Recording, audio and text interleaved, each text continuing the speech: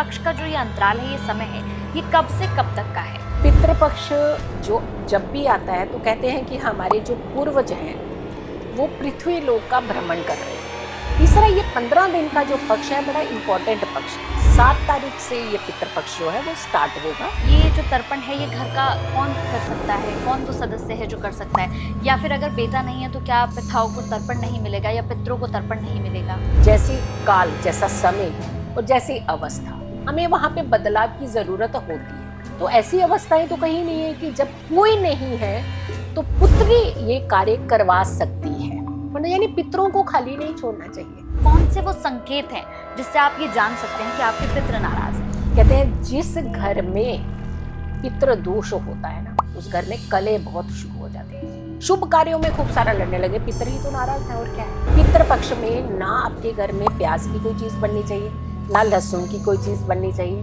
बेजुबानों के लिए पानी का प्रबंध करना चाहिए, पानी का दान करना चाहिए। नए वस्त्र नहीं खरीदने चाहिए, नए वस्त्र नहीं पहनने चाहिए। यानी हमारे पूर्वज, हमारे बाप दादा दादी नाना नानी जो भी है, सबका ध्यान करना है। नमस्कार, कैसे हैं आप सभी? बहुत बहुत स्वागत है आप सभी का। मैं आप सभी के साथ हूँ कंचन।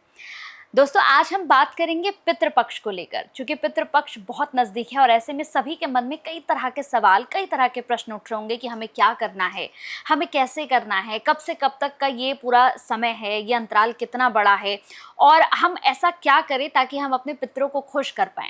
या फिर बहुत से लोगों के मन में ये प्रश्न होगा कि कहीं मेरे पितर मुझसे नाराज़ तो नहीं चल रहे हैं। तो आज ऐसे बहुत सारे प्रश्नों के उत्तर हम लेने वाले हैं। हमारे साथ जो मेहमान हैं वो बहुत ही खास हैं, बहुत ही विशेष हैं और आज वही हमारे तमाम सवालों का जवाब देंगी। तो हमारे साथ जानी मानी एस्ट्रोलॉजर जीतू जी हैं। बहुत बहुत स्वागत है मैम आपका। धन्यवाद। कैसी हैं मैम आप? मैं बिल्कुल ठीक हूँ जी। तो मैम, अब हम शुरू कर रहे हैं और आज मैं चाहती हूँ कि जैसे हम पितृपक्ष पर बात कर रहे हैं, क्योंकि ये जो पूरा एक विषय है, ये टॉपिक है, ये बड़ा इंपॉर्टेंट, महत्वपूर्ण है और लोग इस एक विषय को लेकर बड़े असमंजस में रहते हैं कि कहीं मेरे पितृ नाराज तो नहीं है, पितृपक्ष है क्या, मैं कैसे तर्पण करूं या फिर तर्पण कौन कर सकता है, बहुत सारे सवाल हैं। तो मैं सबसे पहले शुरुआत करूंगी कि आप हमारे व्यूवर्स को बताएं कि ये पितृपक्ष का जो ये अंतराल है, ये समय है, ये कब से कब तक का है? जी, सबसे पहले तो बहुत ही अच्छा विषय है ये, जिसे हम कहीं ना कहीं ऐसे लगता है कि ये इसको ज़्यादा इम्पोर्टेंस नहीं देते हैं, और जबकि इसे बहुत इम्पोर्टेंस देने की ज़रूरत होती है। पितृपक्ष जो जब भी आता है तो कहते हैं कि हमारे जो पूर्वज हैं वो पृथ्वी लोक का भ्रमण कर रहे होते हैं। अब पूर्वज कौन? हमारे अपने ही तो थे। सबसे पहले तो डरिए नहीं इनसे। देखिए, डरना किन से है? वो हमारे अपने थे जो आज हमारे बीच में नहीं है। तो डर तो तब होता है ना जब हमने उनको बहुत सताया है, जब उनको बहुत परेशान किया है। अगर आपने परेशान नहीं किया तो फिर डर क्यों रहे? फिर तो आप ये सोचिए कि वो फिर से आपको बहुत सारे आशीर्वाद देने के लिए आ रहे हैं। लेकिन हमें पितरों को नज़रअंदाज नहीं करना है। दूसरी बात, हाँ, यहाँ पे एक बहुत ही इंपॉर्टेंट चीज़ है कि हमारे पितर नाराज है, हम समझे कैसे?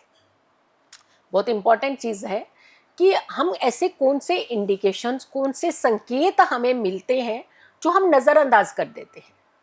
तीसरा, ये 15 दिन का जो पक्ष है बड़ा इंपॉर्टेंट पक्ष है। 7 तारीख से ये पितृपक्ष जो है वो स्टार्ट होगा, 7 सितंबर से।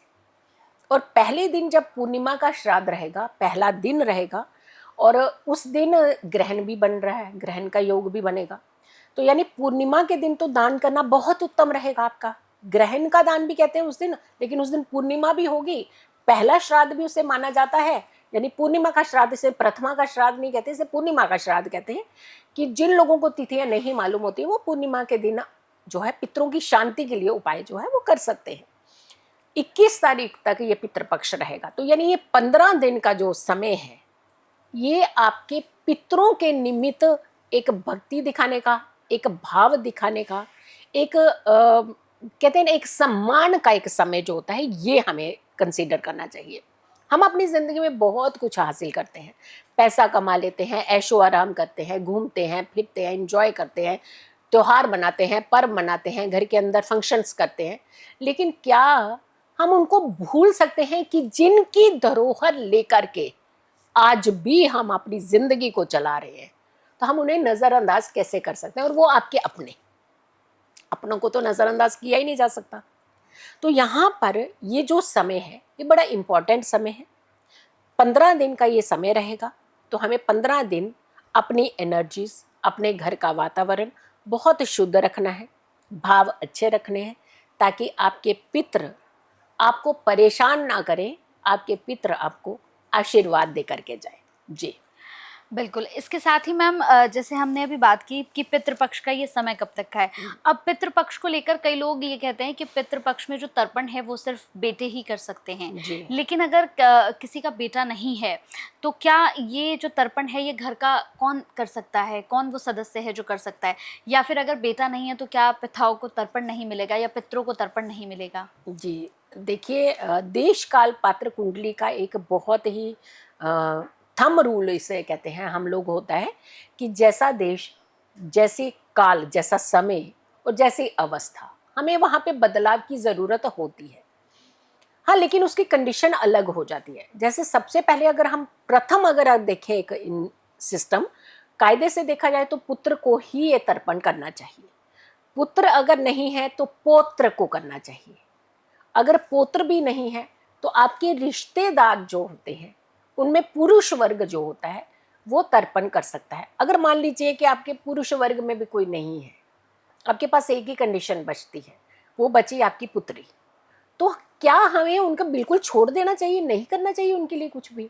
तो ऐसी अवस्थाएं तो कहीं नहीं है कि जब कोई नहीं है तो पुत्री ये कार्य करवा सकती है। और अगर पुत्री का बच्चा है, शादीशुदा है वो कन्या, उनका बच्चा है, तो अपने बच्चे से वो करवा सकती है सारे तर्पण, यानी पितरों को खाली नहीं छोड़ना चाहिए।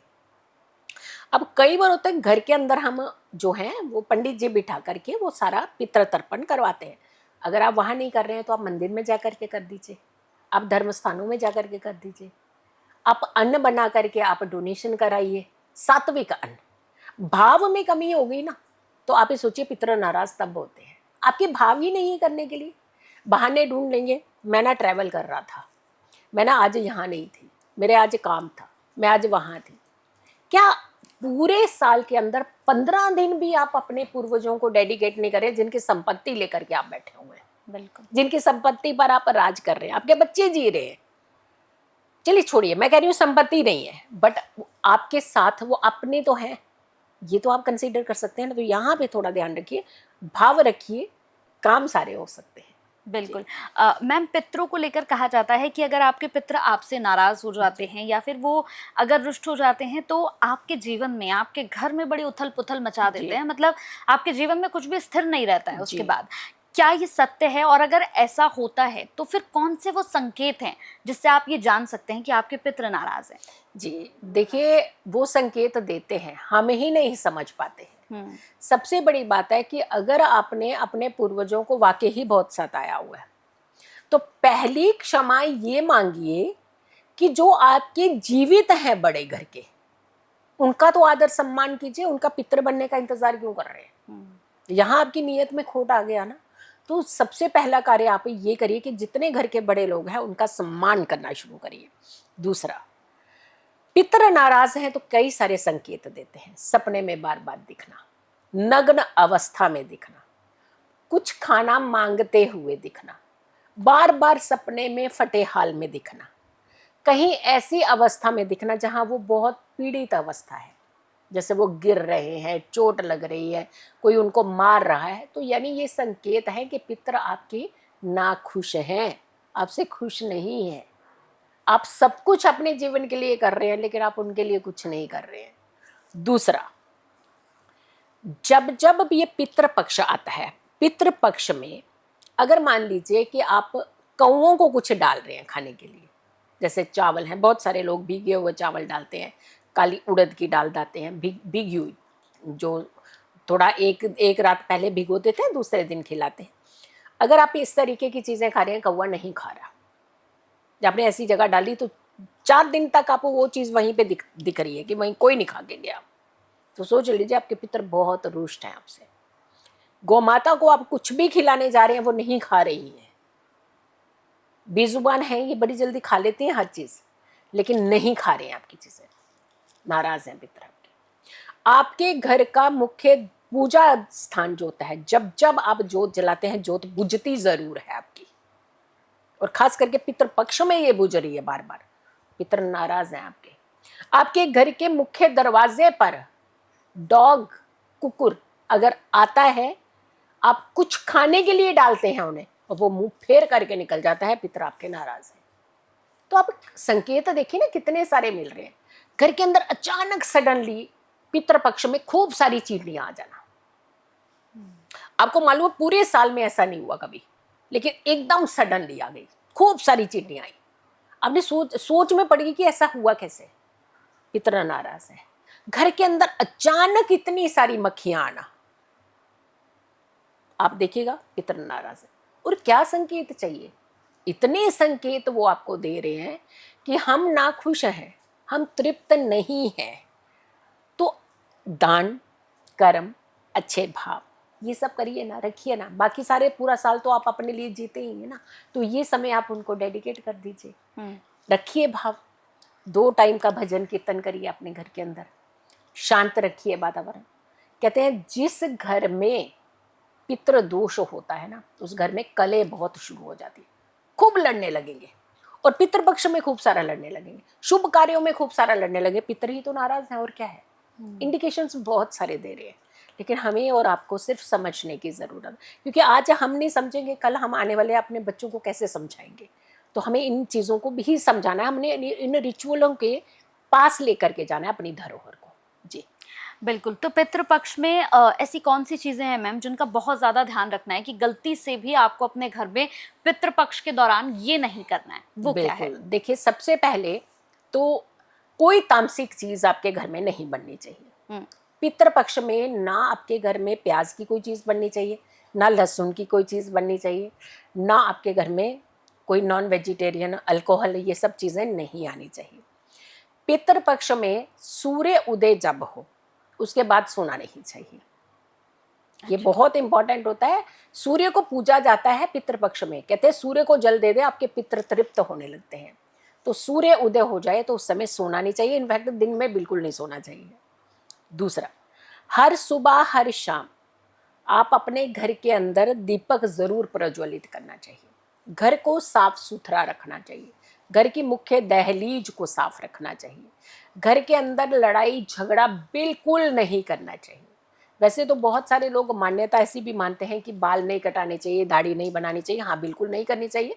हम तो भी यही चीज़ के हम कहेंगे कि आपको इन चीज़, नया वस्त्र नहीं खरीदना चाहिए।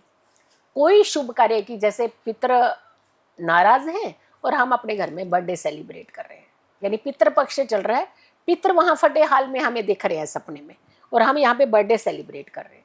पितृ बहुत नाराज होते हैं, बहुत रुष्ट होते हैं इस चीज़ से।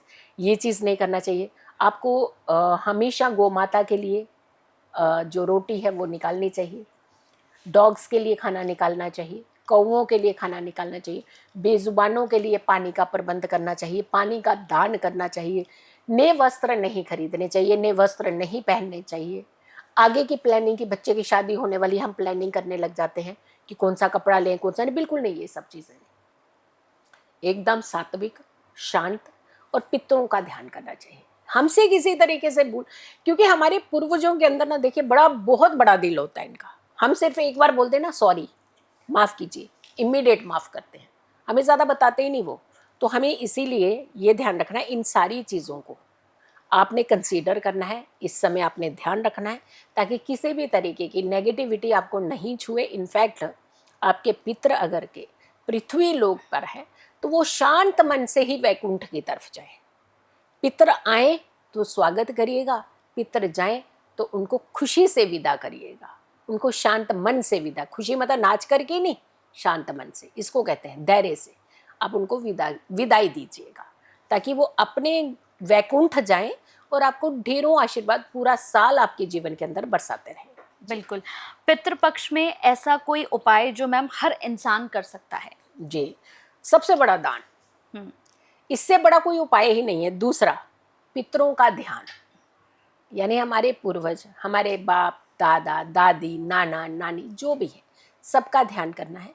और हर सुबह हर शाम आपने क्षमा मांगनी है कि हमसे कोई गलती, हमसे कोई चूक हुई है, हमें क्षमा करें, हमारे परिवार को सुख समृद्धि दे, स्वस्थता दे, निरोगी काया दे। आप यकीन मानिए, पितृ से एक अच्छा भाव कहीं मिलेगा ही नहीं हमें। तो सबसे पहले अगर आप इस तरीके की चीजें करते हैं, दान जो आपका सामर्थ्य है। हाँ, ये ध्यान रखिएगा, अगर आप बना नहीं सकते हैं अन्न तो कच्चा अन्न दे दीजिए दान में, और अगर बना सकते हैं तो एकदम प्योर सात्विक खाना, ना उसमें प्याज हो, ना लहसुन हो, ना अदरक हो, ना कुछ और हो, बहुत अच्छा सा कूल खाना जिसे हम कहते हैं, वो बनाइए और वो दीजिए। आप देखिएगा कितना फायदा होता है आपको। एक आखिरी प्रश्न और है मैम, कहते हैं कि पितृपक्ष जो चल रहा है, पितरों की शांति के लिए गया जाना ही जरूरी होता है। कई बार लोगों से मैंने ये सुना है, क्या ये सत्य है कि हमें गया ही जाना पड़ेगा? देखिए, ऐसा है, ये सबकी अलग अलग मान्यता है, लेकिन कहा जाता है कि अगर सडन घटना जिनकी होती है, घटना में मृत्यु अचानक हो जाती है और उन्हें जैसे अकाल मृत्यु कहते हैं कि बेसमय जो है जिनकी मृत्यु होती है, तो उनकी शांति के लिए गया का स्थान, गया जी का स्थान जो है वो बहुत उत्तम माना जाता है, वहाँ पितृ शांति होती है। लेकिन अगर के ये बहुत समय आपका बीत गया, आप जा सकते हैं तो बिल्कुल जाइए, हम ज़रूर कहेंगे कि जाइए। लेकिन आप नॉर्मली अपने घरों में तो 15 दिन तक उनका जो है भाव से, अब बहुत सारे तर्पण विधि विधान से पंडित जी को ही ये खाना खिलाया जाता है।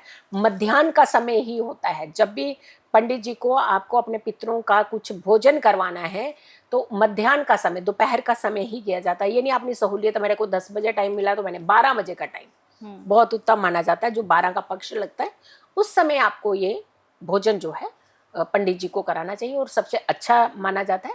अदरवाइज आप जाकर के डोनेशन कहीं भी किसी भी स्थान में जाकर के कर सकते हैं। बहुत बहुत धन्यवाद मैम, आपने अपना कीमती समय दिया और पितृपक्ष जो है, जो इतना महत्वपूर्ण हमारा विषय है, इस पर हमने बात की और मुझे लगता है कि लोगों के जो सवाल थे वो सारे सवाल मैंने आपसे पूछे हैं और लोगों की बड़ी मदद होगी इससे। बहुत बहुत धन्यवाद मैम, बहुत बहुत शुक्रिया आपका। धन्यवाद। धन्यवाद।